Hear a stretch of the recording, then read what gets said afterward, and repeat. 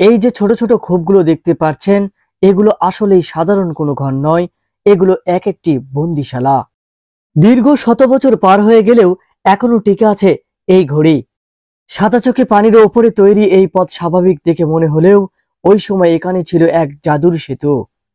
রাজারানীরা যখন এই পথে আসতেন তখন এখানে অটোমেটিক রাস্তা বের হয়ে যেত, আর তারা পার হয়ে গেলেই রাস্তাটিও সরে যেত। হ্যাঁ বন্ধুরা, এমনই সব অবিশ্বাস্য ইঞ্জিনিয়ারিং আর লোমহর্ষ বেদনার ইতিহাসেই ঠাসা নাটোরের উত্তরা গণভবন। হ্যালো বাংলাদেশের আজকের পর্বে আমি আপনাদের দেখাবো বাংলাদেশের রাজকীয় এক প্রাসাদ উত্তরা গণভবনের কোথায় কি আছে সবকিছু জানাবো, এর পিছনের চমকপ্রদ ইতিহাস। ইতিহাস আর ঐতিহ্যের ঠাসা প্রাচীন জনপদ বাংলাদেশের উত্তর পশ্চিম অঞ্চলের জেলা শহর নাটোর থেকে শুভেচ্ছা জানাচ্ছি আমি বুলবুল হাসান আকাশ। দর্শক মন্ডলী, বাংলাদেশের যে কয়েকটি রাজকীয় প্রাসাদ রয়েছে সেগুলোরই একটি অবস্থান এই নাটোরে। প্রাসাদটি এতটাই আধুনিক সুযোগ সুবিধায় সম্মিলিত আর রাজকীয়তায় ঠাসা যে ইমারতটি আজও ব্যবহৃত হয় বাংলাদেশ সরকারের প্রধানমন্ত্রীর বাসভবন হিসেবে। হ্যাঁ বন্ধুরা, বলছি এই শহরের অদূরে অবস্থিত ঐতিহাসিক দিঘাপতি রাজবাড়ির কথা, যা সবার কাছে এখন পরিচিত উত্তরা গণভবন নামে। নাটোর ঐতিহাসিকভাবেই অত্যন্ত সমৃদ্ধ এক জনপদ। এই পথে চলতে চলতে সামনে একটু গেলেই আপনাকে নিয়ে যাবে উত্তরা গণভবনের দেউড়িতে। সবুজ ছায়াঘেরা এই পথে আপনাকে দারুণভাবে মুগ্ধ করবে।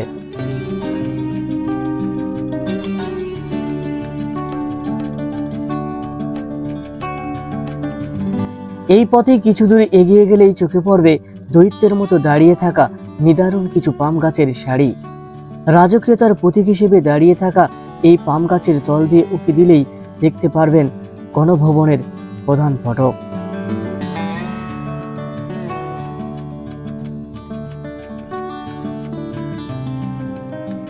উত্তরা গণভবনের অন্যতম আকর্ষণ হলো মুঘল আমলের সেই বিশাল গেট, যা আজও দাঁড়িয়ে আছে শত শত বছরের ইতিহাস বয়ে। বলা হয় এই গেটের নির্মাণশৈলী মুঘলদের স্থাপত্য শৈলীর সাথে সম্পৃক্ত এবং এটিই ছিল রাজবাড়ির মূল প্রবেশদ্বার। সময়ের সাথে সাথে অনেক কিছুর পরিবর্তন হলেও এই গেট এখনো প্রাচীন ঐতিহ্য বহন করছে। উত্তরা গণভবনের অন্যতম আকর্ষণ হলো এই ঐতিহাসিক ঘড়ি, যা ব্রিটিশ আমলে সংযোজন করা হয়েছিল। এটি শুধু একটি সাধারণ ঘড়ি নয়, এর রয়েছে এক বিস্ময়কর বৈশিষ্ট্য। এই ঘড়িটি যখন যে সময় হয় তখন সে সময়ের সংখ্যার সমান বার ঘন্টা বাজায়। যদি রাত 10টা বাজে তাহলে এই 10 বার ঘড়িটি ঘোষণা করে দেয়, যা এক সময় রাজপ্রাসাদের লোকদের জানানোর জন্য ব্যবহৃত হতো। এই ঘড়ির আরেকটি চমকপ্রদ দিক হলো এটি একবার চাবি দিলে টানা 7 দিন চলে। এমন দীর্ঘস্থায়ী ঘড়ি খুবই কমই দেখা যায়, বিশেষ করে এত পুরাতন যান্ত্রিক প্রযুক্তির মাধ্যমে দীর্ঘ শত বছর পার হয়ে গেলেও এটি এখনো সচল এবং রাজবাড়ির ঐতিহ্য বহন করে চলছে। এটি শুধু একটি সময়ের মাপকাঠি নয়, এটি ইতিহাসের নীরব সাক্ষী, যা আজও অতীতের গল্প শুনিয়ে যায়। হ্যাঁ বন্ধুরা, উত্তরা গণভবনের অন্যতম আকর্ষণ এখানকার প্রধান ফটকের ওপরে থাকা এই রাজকীয় ঘড়ি। সে সময় এই ঘড়িটি ইতালিয়ান ফ্লোরেন্স থেকে আনা হয়েছিল। ঘড়িটির সবচাইতে বড় বৈশিষ্ট্য হচ্ছে এটি এই ফটকের সামনে থেকে যেমন দেখা যায় তেমনই দেখা যায় ভিতর থেকেও। এখানকার টিকিট কাউন্টার থেকে সুনির্দিষ্ট ফি দিয়ে টিকিট সংগ্রহের পর আপনি যখন ভিতরে প্রবেশ করতে যাবেন তখন চারপাশটায় খেয়াল করলেই বেশ কিছু আদি আমলের রাজকীয় স্মৃতি দেখতে পাবেন। ফটকের অন্দরে এসে ঠিক ওপরে একটু খেয়াল করলেই দেখতে পাবেন ধারবাতি লাগানোর ওপর একটি বড় রড আজও ঝুলছে। এছাড়া রেল লাইনের মতো লোহার পাতাতনের ওপর কাঠ দিয়ে কিভাবে দোতলায় মেঝে তৈরি করা হয়েছে তারও একটি ধারণা পাবেন এই প্রধান ফটক থেকেই। এই যে রাস্তাটি দেখতে পাচ্ছেন এটাই এখানকার রাজপ্রাসাদে যাওয়ার একমাত্র পথ, যেটা পানির উপরে তৈরি করা হয়েছে। অর্থাৎ আমার সামনে চিকন মতো যে নদীর জলধারাটি দেখতে পাচ্ছেন এটা আসলে নদী নয়, এটা পরিখা। প্রায় 42 একর জায়গা জুড়ে নির্মিত এই বিশাল রাজপ্রাসাদের চারপাশে জুড়ে রয়েছে এমন অনেক পরিখা, যা প্রাসাদের নিরাপত্তার জন্য তৈরি করা হয়েছিল। ওই সময় এই পরীক্ষার ওপর দিয়ে যাতায়াতের জন্য এখানে ভাঁজ করে রাখা যায় এমন একটি সেতু ছিল এবং রাজা রানী বা রাজ পরিবারের সদস্যরা যখন এখানকার এই রাজকীয় ফটকে দিয়ে বাইরে থেকে ভিতরে বা ভিতরে আসতেন, তখনই সেতুটি বিছিয়ে দেওয়া হতো এবং তারা চলে গেলেই আবার সেতুটি ভাঁজ করে রাখা হতো।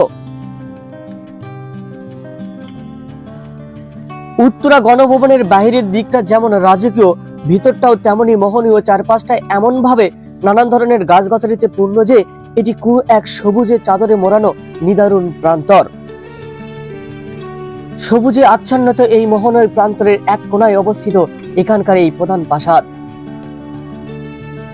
এই প্রাসাদটি যখন আপনার প্রথম চোখে পড়বে, তখন এর লালচে ঝলকানো অবশ্যই আপনাকে দারুণভাবে পুলকিত করবে।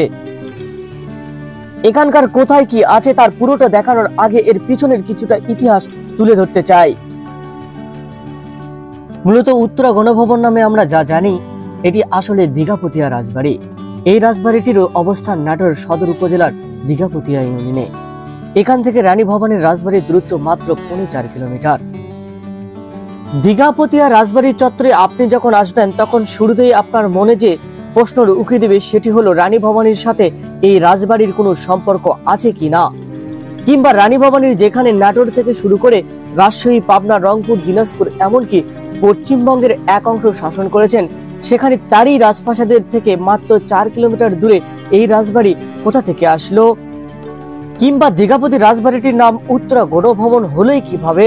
হ্যাঁ বন্ধুরা, আজকের ভিডিওতে এই সবগুলো প্রশ্নেরই উত্তর পাবেন। মূলত 1706 সালে নাটোরের রাজ্যের গোড়াপতন করেন জমিদার রামজীবন রায়। অর্থাৎ আমরা নাটোর রাজবাড়ির যেটি চিনে থাকি সেটা আসলে 1706 সালে নির্মাণ করেন রামজীবন। রামজীবনের দত্তক পুত্র রামকান্তের সাথেই বিয়ে হয় রানী ভবানীর। তবে রানী ভবানীর শ্বশুরের রামজীবনের দয়ারাম নামে একজন সুদক্ষ দেওয়ান ছিলেন।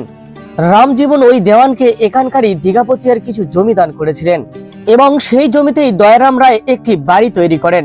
কিন্তু রামজীবন 1734 সালে মারা গেলে নাটোরের রাজা হন তারই দত্তক পুত্র অর্থাৎ রানী ভবানীর স্বামী রামকান্ত রায়।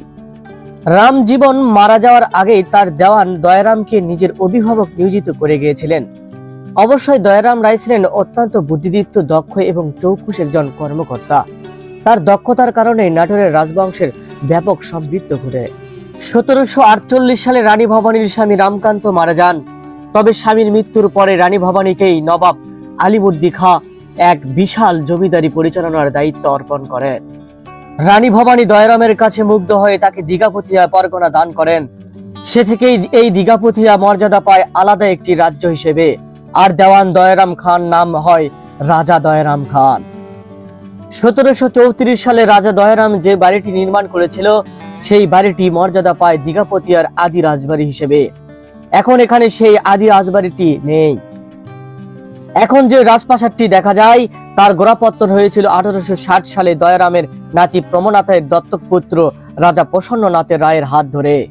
আমি এখন যেখানে দাঁড়িয়ে রয়েছি, এটাই ছিল সে সময়কার জেলখানা। এখানেই যারা অপরাধ করত তাদেরকে ধরে নিয়ে এসে রাখা হতো। এর ভিতরে কি শুনশান পরিবেশ।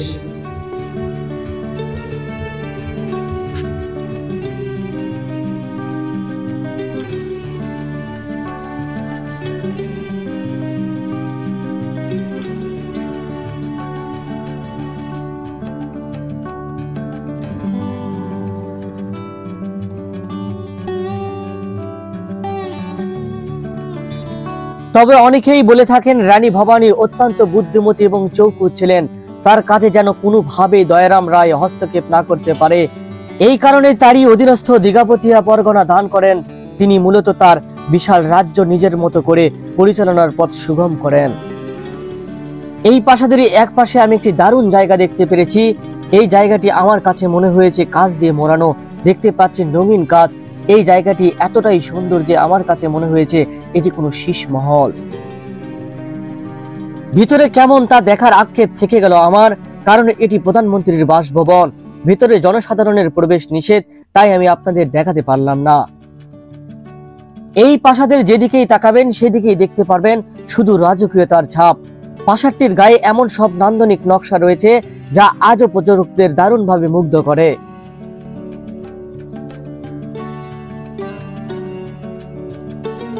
পদ্মায় এখন যে প্রাসাদটি দেখতে পাচ্ছেন, এটা এখানকার প্রধান প্রাসাদ। এই প্রাসাদটি বাংলাদেশের প্রধানমন্ত্রীর বাসভবন হিসেবে ব্যবহৃত হয়।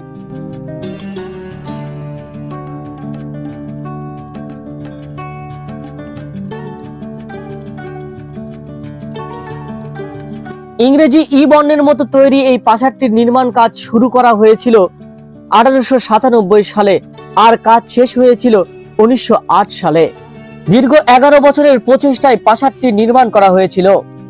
তবে এই রাজকীয় এই প্রাসাদটিকে রানীমহল মনে করেন, কিন্তু না, এটি রানীমহল নয়। এই প্রাসাদটি ছিল কেবলই রাজার। রানীমহলের অবস্থান আর এক পাশে। নিদারুণ এই প্রাসাদ চত্বরের পিছনে রয়েছে এক বেদনাবিধুর ইতিহাস। সময়টা তখন 1897। ওই বছরই 10ই জুন এখানকার ষষ্ঠ রাজা প্রমথনাথ রায়ের পৃষ্ঠপোষকতার পাশেই ডোমপাড়া মাঠে চলছিল 3 দিন ব্যাপী বঙ্গীয় প্রাদেশিক কংগ্রেসের এক সভা, যেখানে রবীন্দ্রনাথ ঠাকুর সহ উপস্থিত ছিলেন বহু বরেণ্য ব্যক্তিত্ব। কিন্তু অধিবেশনের শেষ দিন 12ই জুন এই অঞ্চলে এক প্রণয়নকারী ভূমিকম্পের আঘাত হানে। প্রায় টানা 15 থেকে 18 মিনিট ধরে চলে সেই ভূমিকম্প। সেই ভূমিকম্পে এখানকার বেশ কয়েকটি প্রাসাদ ধ্বংস হয়ে যায়। নানান ধরনের ফুল লতাপাতায় আচ্ছাদিত যে জায়গাটি দেখতে পাচ্ছেন, এটাই মূলত রানীমহল ছিল, যা 1897 সালে ভূমিকম্পে একেবারেই ধ্বংস হয়ে ধুলোর সাথে মিশে যায়। তবে রানীমহলটি ধ্বংস হয়ে গেলেও আজও অবিকল অক্ষত রয়েছে নান্দনিক নকশায় মোড়ানো শানবাঁধা ঘাট। অসাধারণ নান্দনিক আর মোহনয় নকশায় মোড়ানো এই রাজকীয় এই প্রাসাদটির ডান পাশের একাংশে আজও রয়েছে সেই আমলের একটি বিশাল আম বাগান। এই আম বাগানের এক একটি গাছ দেখে মনে হচ্ছে এক একটি যেন রীতিমতো বট গাছের মতো। এখন যে জায়গাটি দেখতে পাচ্ছেন, এটা হচ্ছে রাজপ্রাসাদ থেকে বের হওয়ার বিপরীত পথ। এই পথটি গেছে আম বাগানের দিকে। আমার সামনে যে ঘরটি দেখতে পাচ্ছেন, এটা হচ্ছে মূলত রান্নাঘর। এই ঘরের রান্না করা খাবারই রাজারা খেত। রান্নাঘরে দেখতে পাচ্ছি আদি আমলের গ্যাস ফ্যান এখনো অক্ষত অবস্থায় দেখা যাচ্ছে। বাংলাদেশের অন্যতম ঐতিহাসিক স্থাপনা উত্তরা গণভবন, কিন্তু জানেন কি এই গণভবনের ভিতরে রয়েছে ছোট্ট একটি চিড়িয়াখানা। এই চিড়িয়াখানার অন্যতম প্রধান আকর্ষণ হরিণ। এখানে বিভিন্ন প্রজাতির হরিণ দেখা যায়। শুধু হরিণ নয়, এখানে রয়েছে ময়ূর, বিভিন্ন জাতের কবিতর, টিয়া পাখি এবং আরো অনেক প্রাণী। এসব প্রাণী দেখলে সত্যিই মন ভরে যায়। উত্তরা গণভবন বাংলাদেশের একটি ঐতিহাসিক স্থাপনা। এখানে রয়েছে বহু পুরাতন স্থাপনা এবং নির্দেশনা। এরই এক অনন্য সাক্ষী হলো এই পুরাতন নলকূপ। এই নলকূপটি বহু যুগ আগে পানির উৎস হিসেবে ব্যবহৃত হতো।